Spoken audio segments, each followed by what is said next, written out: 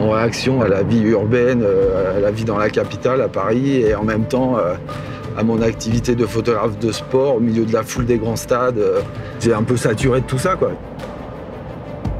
J'ai eu envie de m'intéresser à autre chose que l'humain et naturellement, je me suis tourné sur tout le reste du vivant. Donc là, on est en train de quitter la région de Nairobi pour aller chercher le territoire des animaux.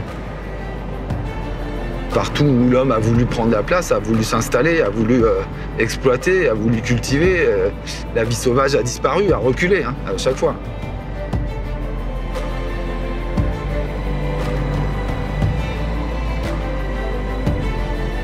Je ressens moins de danger à saisir l'intimité des animaux sauvages qu'à vivre parmi les hommes.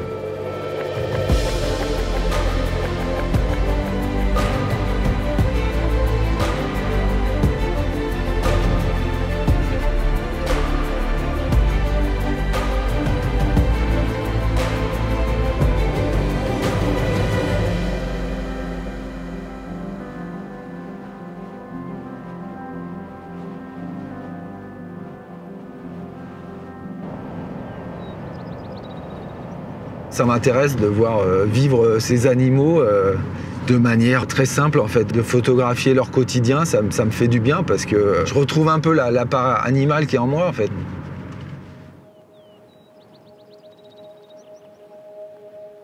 Je pense qu'on peut parler d'une allure sauvage qui va être l'expression d'une attitude et aussi d'une prestance. L'animal sauvage a cette présence incroyable. Moi, à chaque fois, je suis complètement fasciné par cette allure sauvage. Ouais.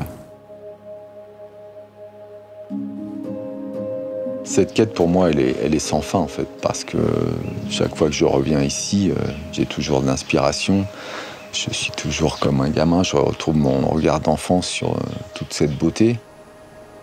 Puis tout ça, ça me nuise aussi, donc j'ai comme un empressement à saisir ce que la nature va m'offrir, parce que je sais que ces moments-là sont précieux et rares, et que peut-être que je les reverrai jamais, en fait.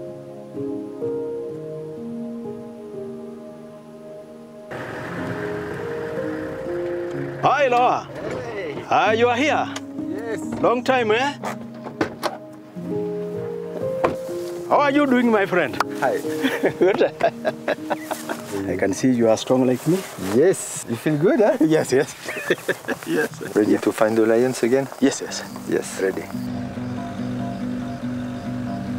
Maurice, en fait, il a un rôle essentiel dans cette quête, c'est-à-dire qu'il part avant l'aube en éclaireur, en fait, pour essayer de trouver des individus esthétiquement photographiables, mais qu'il a une connaissance assez incroyable de cet univers-là. Et aujourd'hui, on n'a même quasiment plus besoin de se parler pour se comprendre, en fait. Il se connaît presque par cœur et il est aussi friand que moi de nouvelles scènes, de nouvelles rencontres, de nouvelles images, et ça, c'est génial, quoi.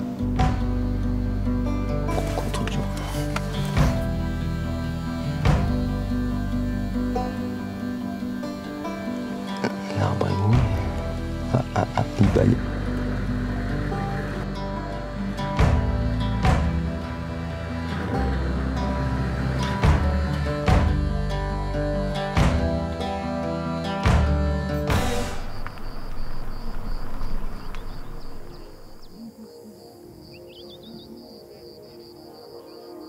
Lions are actually one of the most iconic species. Sometimes some of them will just do some things that will move you emotionally. I've developed sort of a connection or a bond with these animals. They are like good friends. Yeah, they're like, some of them are like my best friends. Some of them I've known them since they were cubs. Il y a du monde, hein. Je sais pas combien il y en a peut-être 200 buffles. 200, 300 buffles.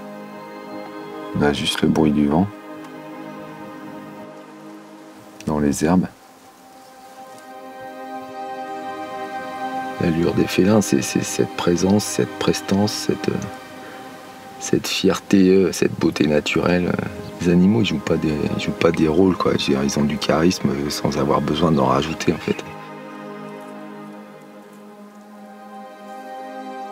De partager quelques moments avec eux comme ça me fait du bien. C'est presque thérapeutique, quoi.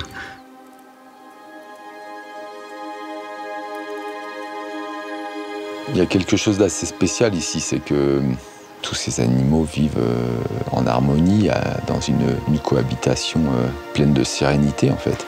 Ça te fait un peu oublier qu'il peut y avoir effectivement, avec les grands prédateurs qui sont tout autour, des moments incroyables de férocité et en même temps sublimes, parce que ça fait partie de ce cycle de la vie et de la mort dans cet environnement-là.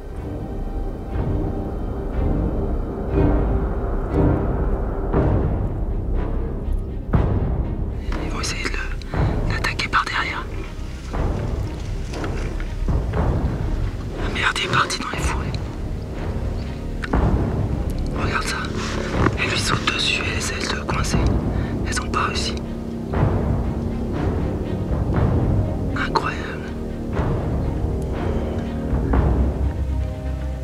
Elles l'ont couché, ça y est.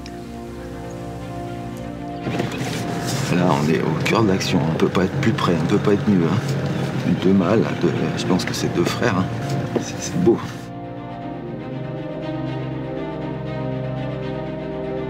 Qui mieux que le lion peut incarner cette allure, quoi. Il impose sa présence, il impose sa prestance, il impose sa force.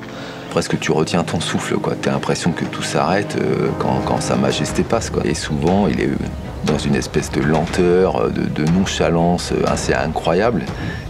Et pourtant, il dégage quelque chose d'énorme, quoi. C'est difficile de rester insensible, quoi. Ou t'as peur, ou t'es fasciné, ou t'es sous son emprise, en fait, quoi. C'est ça qui est assez dingue.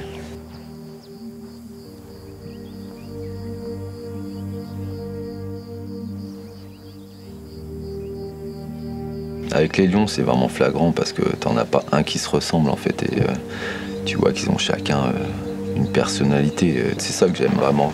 Photographier l'individu plutôt que l'espèce en fait. Aller chercher le trait de caractère d'une gueule, une expression, un regard. Souvent les gens me disent oh, mais ça me rappelle mon père ou mon grand-père ou un acteur célèbre. C'est assez étonnant de voir le regard des gens en fonction de leur propre histoire et de leur propre sensibilité, quoi.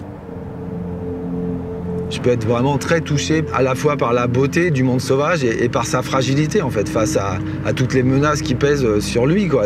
Ça me rend très sensible et très empathique. Je me dis que leur sort et le sort de mes enfants est complètement lié et ça me touche, ouais, ça me touche profondément.